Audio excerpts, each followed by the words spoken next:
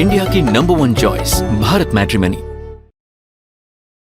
एक और बड़ी जानकारी ये कि रेड फोर्ट ब्लास्ट से 29 अक्टूबर को खरीदी गई थी कार, यानी कि इस ब्लास्ट से पहले 29 अक्टूबर को इस कार को खरीदा गया। 29 अक्टूबर को ही पॉल्यूशन सर्टिफिकेशन हुआ। सीसीटीवी फुटेज में 3 लोग नजर भी आ रहे हैं।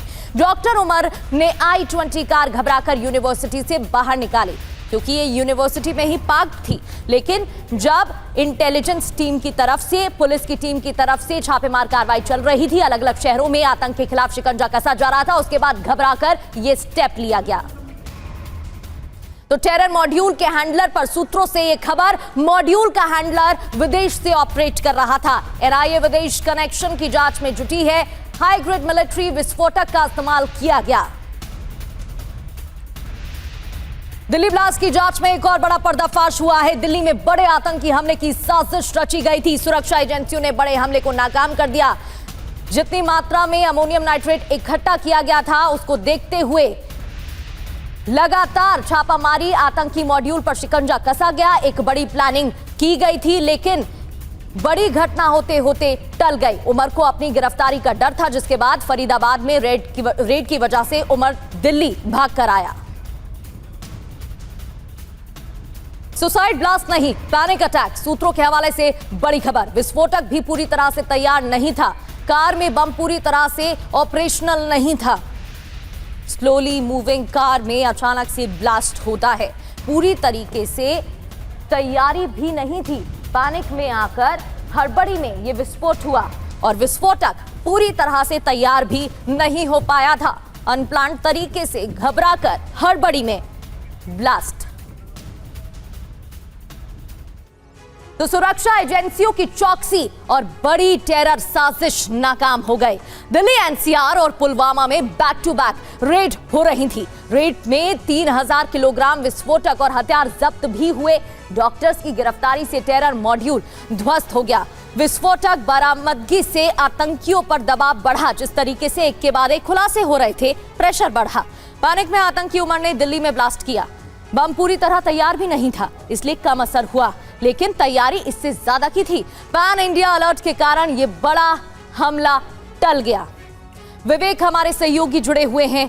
विवेक, प्लानिंग बहुत बड़ी थी, पॉल्यूशन भी यहां पर कार का कराया गया, पूरी तैयारी की गई थी। क्या बचने की कोशिश थी, इसलिए ये रणनीति तैयार की कि जिस वजह से उसको पुलिस पकड़ ना पाए, और साथ ही बड़ी मात्रा में ये जो विस्फोटक है वो तैयार किया गया?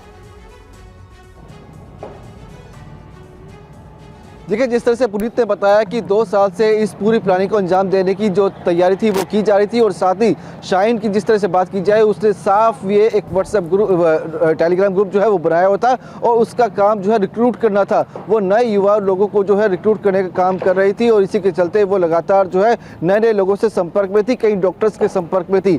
जब उमर को लगा कि उसके साथी गिरफ्तार हो गए हैं, तो बताया जा रहा है कि उसके बाद वो घबरा गया, और जो ये जो यूनिवर्सिटी है, इसी यूनिवर्सिटी के अंदर बता रहे हैं कि 29 तारीख को जब गाड़ी खरीदी गई थी, उसके बाद से पार्किंग के अंदर खड़ी हुई थी, और उसके बाद 10 तारीख की सुबह को इस गाड़ी को निकाला गया, जो कि i20 कार थी। उसके बाद जो है बदरपुर ये गाड़ी गई थी, और वहां से दिल्ली के अलग अलग इलाकों में जो है इस गाड़ी को मूव किया गया था। कई सीसीटीवी कैमरे की फुटेज में ये गाड़ी दिखाई दे रही है। करीब 200 से ज्यादा पुलिसकर्मियों ने सीसीटीवी को खंगाले हैं। करीब 1000 से ज्यादा सीसीटीवी फुटेज जो है वो जांच पड़ताल की गई है, जिसमें गाड़ी जो है वो नजर आ रही है। कई सीसीटीवी फुटेज जो है पुलिस के हाथ में लगे हैं, जिसमें गाड़ी मूव होती हुई नजर आ रही है। या बात करें ओखला इलाके की, बदरपुर की, या फिर जो चांदनी चौक का इलाका है उसके आसपास की, तो सारी फुटेज जो है वो कलेक्ट कर ली गई है, और उसके आधार पर लगातार जो है हरकड़ियों को जोड़ने की कोशिश की जा रही है।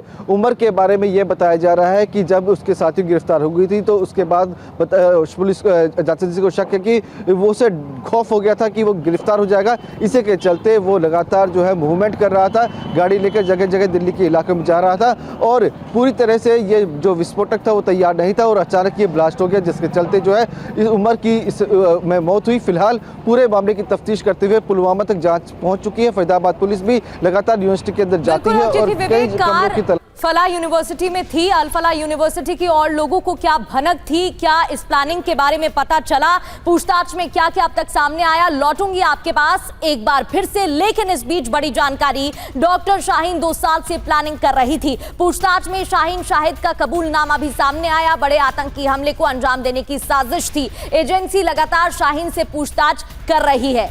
तो 2 साल से तैयारी की जा रही थी। इंडिया की नंबर 1 चॉइस भारत मैट्रिमनी।